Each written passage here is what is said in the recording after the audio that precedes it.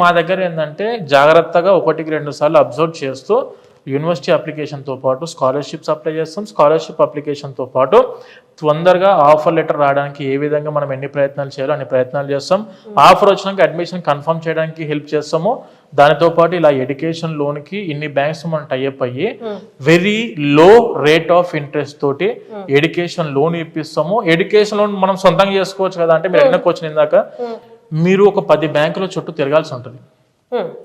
ఇక్కడ ఏం జరిగింది అంటే ఆ 10 బ్యాంకుల టీం మెంబర్స్ ఏదంటే వాళ్ళందరూ ఒకటే ప్లేస్ లో కూర్చొని ఉంటారు, ఆఫీస్ లోనే అందుబాటులో ఉంటారు. ఇక్కడికి వచ్చినప్పుడు ఏంటంటే మీరు ఫేస్ టు ఫేస్ వాళ్ళని అప్రోచ్ అవ్వచ్చు.